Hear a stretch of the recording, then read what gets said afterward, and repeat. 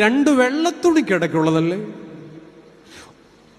ഒന്നാമത്തെ ആ 2 വെള്ളത്തുണിയും തമ്മിൽ ഒരു 10 മീറ്ററിന്റെ അകലമില്ല. ഒന്നാമത്തെ വെള്ളത്തുണി പരിശുദ്ധ മാമോദീസായ്ക്ക് ദേവാലയത്തിനകത്തേക്ക് പ്രവേശിച്ചപ്പോൾ മർത്തോമാ സഭയുടെ പാരമ്പര്യത്തിൽ ദേവാലയത്തിന്റെ പ്രവേശന കവാടത്തിൽ അല്ലെങ്കിൽ ദേവാലയത്തിനകത്തേക്ക് പ്രവേശിക്കുമ്പോൾ മാമോദീസ തൊട്ടിയുണ്ട്. അവിടെ നിന്ന് കോരിയെടുത്ത് തന്നെ ഒരു വെള്ളത്തുണിയിലേക്ക് പൊതിഞ്ഞെടുത്തപ്പോ ഒരു വിശുദ്ധ തൈലത്തിന്റെ ഗന്ധവും നനവുമുള്ള ഒരു വെള്ളത്തുണിയിൽ തുടങ്ങിയതാണ്.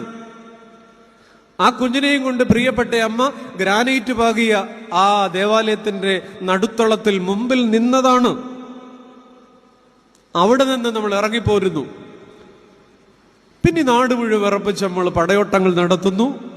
നമ്മൾ ഉണ്ടായതുകൊണ്ട് റാന്നി ഭൂമി കുലുങ്ങുന്നില്ലെന്ന് പറഞ്ഞ് നമ്മൾ നടക്കുന്നു.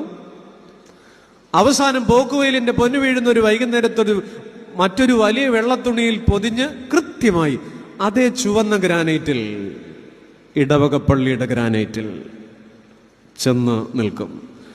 ഈ 2 വെള്ളത്തുണി തമ്മിൽ മാമോദീസ തൊട്ടിയുടെ സ്ഥലം മുതൽ ദേവാലയത്തിന്റെ നടുക്ക് ആ പെട്ടി കൊണ്ടുപോയിക്കുന്ന സ്ഥലം വരെയുള്ള ദൂരമാണ്. എത്ര മീറ്റർ ഉണ്ടാവും? ഈ മീറ്ററുകളാണ് നമ്മുടെ ജീവിതത്തിന്റെ ദൂരം.